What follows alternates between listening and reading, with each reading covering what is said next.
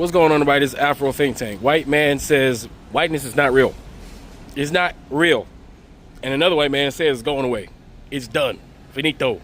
The whole idea of white, all right, is going to be a thing of the past, right? People are going to stop identifying with this term white, right? Because white is the absence of all life, all right? It's the absence of all things. It's the absence of color. It's evil incarnate because it's the absence of all things, all right? And, you know, these Europeans don't want to be associated with such a thing.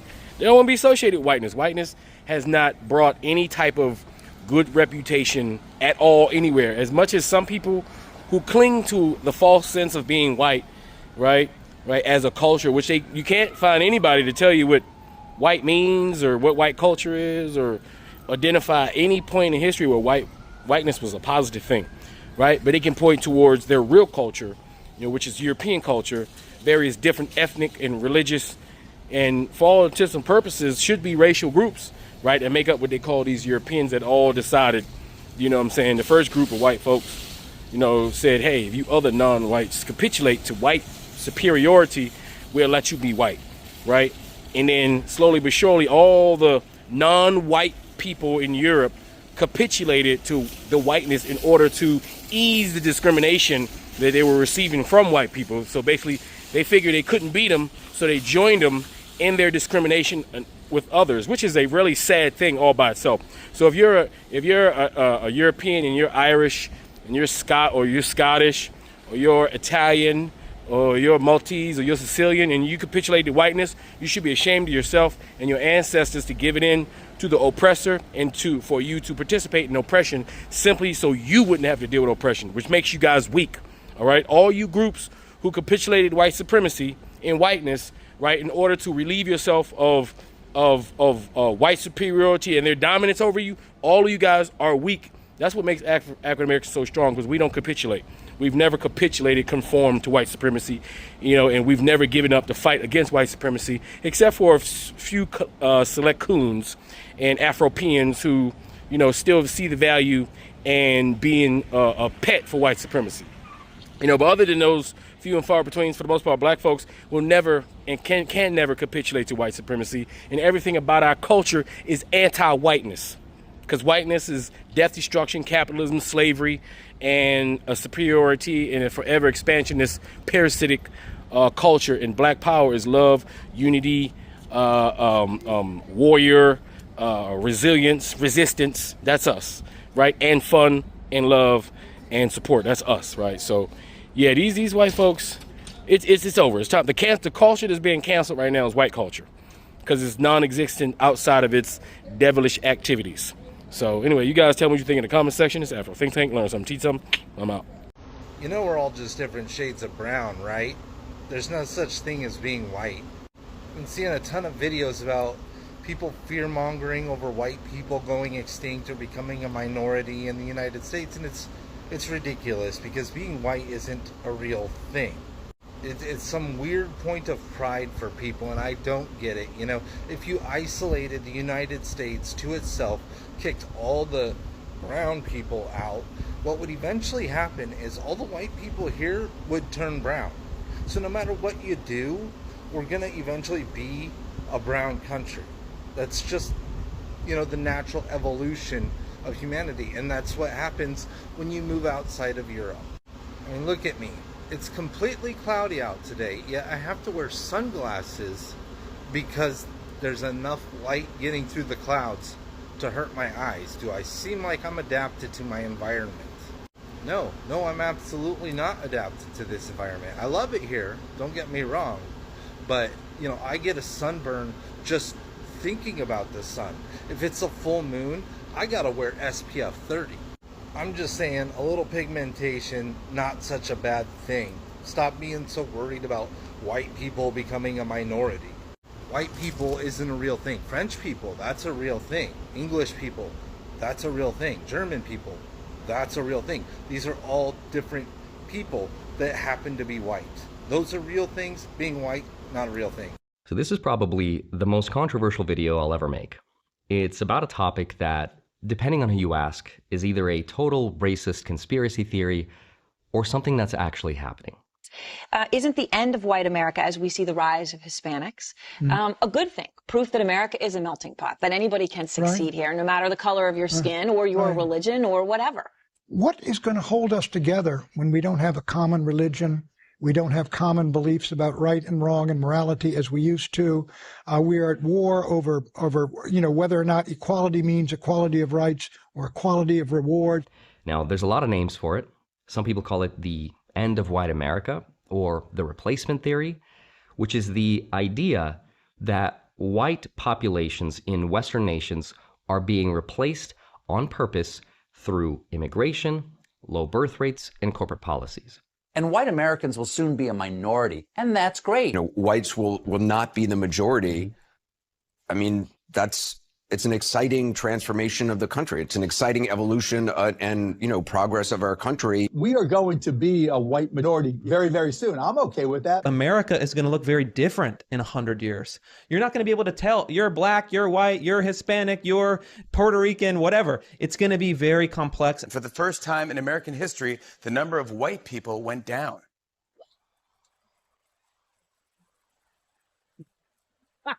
White population is declining for the first time in history in America. White people will not be the majority in the country anymore. This will be the first generation ever in American history in which whites will be a minority. Now, you might have seen videos from far-right media, or maybe you've seen a few viral videos on TikTok about how a lot of countries used to be a certain way and how they've completely changed over time. And that has led people to, in some cases, wake up in their own country where the laws that are meant to protect them are now putting them in prison over just speaking up about them. Arguably, the best example of this is, of course, the UK, where saying something offensive on the internet can get you in jail. You went on to say that you did not want your money going to immigrants who, quote, rape our kids and get priority, end quote. Although you said that you had no intention of carrying out any act of violence, there can be no doubt that you were inciting others to do so. Otherwise, why post the comment? And that's made people worry that if we don't talk about this now, if we don't do anything about it, the U.S. will find itself in the same situation. And it's coming so fast, within 5 or 10 years, it is going to be way out of control. We have a prime example of this, Europe.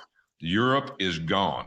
And they will have to fight in the streets to get it back. And that's coming. So today, I really want to look at this as objectively as I can, because when you take away the anger and the headlines, I think there's a very real explanation for it. And the reason I wanted to make this video is not just to prove to you that this is in fact happening, but it's also to ask a bigger question. Why is this happening? And what does it mean when the identity of a country changes? And why are some people upset while the leaders celebrate it? And the wave still continues. It's not going to stop, nor should we want it to stop. So let's take a look at the data and what it actually shows, the emotional reactions people are having, the incentives behind it, and at the end of this video, I'll share my own story as an immigrant and my family's experience. So with that said, let's get into it. Hi, my name is Andre Jick. Hope you're doing well. Come for the finance and stay for immigration. Now, let me first sort of explain how we got here, because we have to go back to one law that changed everything.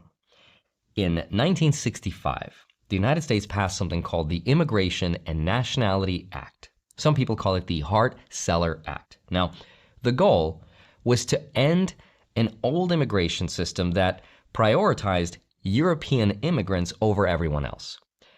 Before 1965, the US used quotas that favored immigrants from countries like the UK and Germany, Italy, and it limited immigration from Asia, Africa, and parts of Latin America. Now, at that time, in the context of the civil rights movement, they were trying to change that. So Hart-Celler did actually 3 big things. First, it got rid of those quotas completely. Second, it replaced it with a system that was based mostly on something called family reunification and employment-based visas. And 3, it placed a cap on immigration from the Western world for the first time. From this day forth, those wishing to immigrate to America shall be admitted on the basis of their skills and their close relationships to those already here. Now, here's something really important.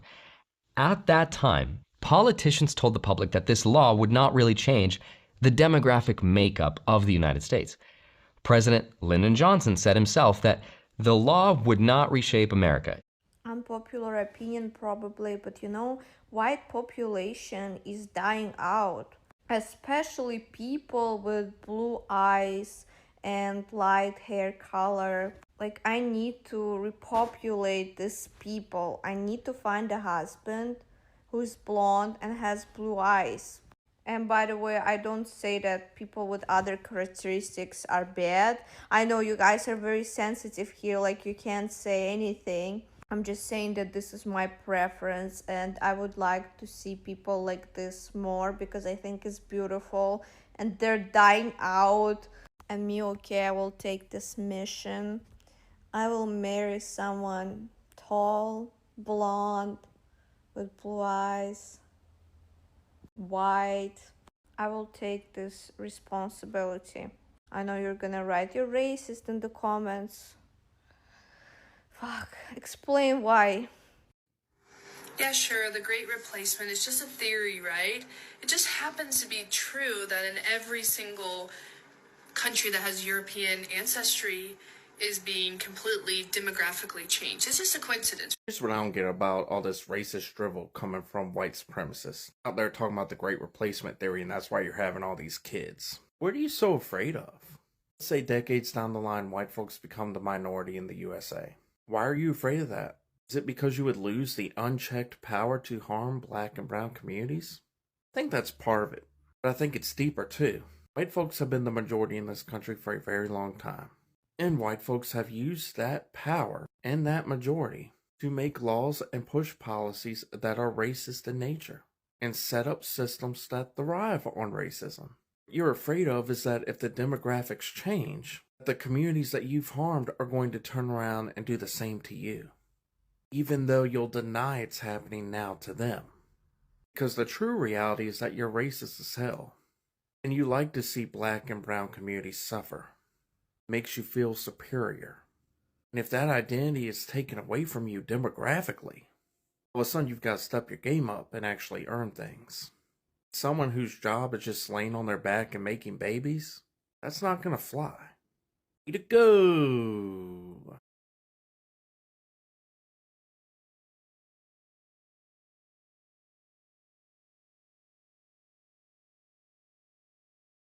What is the minority in the world? It is 10% of the world is white people. That is the minority. And once again, another country is being turned into a no longer white nation. You're looking at the same thing they did in South Africa. It's happening in Europe, all across Europe. And in 10, 20 years, there will be no white nations left. Do you guys want to hear something really funny about why white people might be completely extinct in 100 or 200 years' time? You know whose fault it is? You know who created this situation was white racists like this guy. Because it was white racists who came up with the one-drop rule. Now, the one-drop rule, in case you're not familiar with it, means that if you have just one ancestor who isn't white, you no longer count as white. You can't have a black great-grandparent because then you're no longer pure enough to count as white. And what that means is every single successive generation of human beings will be less white than the generation before, because people can always become less white and they can never become more white. You can never be white if your parents or your grandparents were even a little bit not white. So these guys set up a crazy definition. This is what we mean by race being a social construct. They set up a crazy definition of what it meant to be white. And they didn't consider the fact that that definition eventually would lead to the extinction of white people. And they also, by the way, think that they're the cleverest race, even though they defined their own extinction. Genius! Well done, guys. So what do you think happened in Africa to have the white population decline so much in this continent? It's actually not that hard to predict. The map on the left is showing the year 1960, and we got white folks all over the place, mostly in South Africa and then Algeria at 10%. But compare that to the present day, and well, these numbers are still very low. There's still a lot in South Africa, but you're down from 21%. Also, Algeria, there's not even 1% apparently. So basically what happened is they left. Yeah, the white people, they just left. Why did they leave? Well, it's called decolonization. This is when the European empires decided, yeah, we probably shouldn't have done that. We probably shouldn't have taken vast swaths of land that wasn't actually ours in the first place. Basically, after 1960, you had everyone begin to leave. The Brits, the Portuguese, the Belgians. Oh, don't mention the Belgians in Africa. Consider this map of all the nations and their independence year. The vast majority of these African nations got their independence and their colonizers left post-1960. Some were a little bit before that, but for the most part, like basically everyone was gone after 1980. So of course you're going to see a mass decline in white population. This really just shows how French Algeria really was. I mean, 10% isn't that much, but the French people really wanted to consider Algeria to be like crucial, actual critical territory, and now they're gone. There's not even really many French speakers anymore. There actually isn't a single country on this whole list where the white population increased at all, the closest one being Botswana, only down 0.1%. And in South Africa, of course, everyone knows that more and more of the white population are leaving. That's going to continue to decline more than likely. I feel like none of these numbers are going to go to complete zeros in the future. Like, there's always going to be one white dude in town, right? There's always that one guy. I can't stop trying to save white people from going extinct. What's your plan to stop the extinction? We could just put them all on an island and, you know, have jeeps that drive around the island. Oh. And you can, like, look at all the white people doing their activity. Like Africa, kind of, but, like, just one little island. Like Whitica. Like a little, what would you say, like a plantation of, like white people? Yeah, like a place to keep them all together. I can't think of a better word, but, like, prison for, like, white people. Yeah, to, like, make sure they can't go up or down. Like, they have to stay there together. But they get to be together. They get to be together. With their species. And only there. Yeah, and it's not segregation. No. It's conservation. Yeah, it's conservation. There's a difference. Yeah. Preservation. If you ever need someone to talk to as you're working on this genius idea, I would love to contribute. Well, Doc, I'm just getting a lot of pushback. Pushback from who? Big white girls. They don't like it. Where are the black men going to be on this island? And there's not going to be. It's like, you know, in the end of those movies when the dog has to go, get out of here, get. Yeah. That's what I say to them. I go, you get out of here, you big white girl.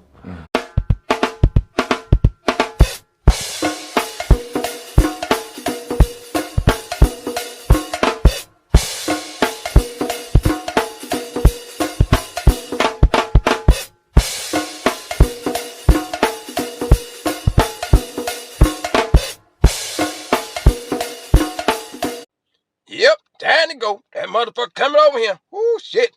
Hey, Carlo, bitch, look behind you. Ooh, shit, motherfucker. Free Sudan, boycott diamonds and gold. Free Sudan, boycott diamonds and gold. We most definitely cannot forget about the people of Sudan. Thanks for watching Afro Think Tank. Don't forget to like, share, and subscribe. And follow me on Substack and Patreon for more content. Remember, it's Pan-Africanism or nothing.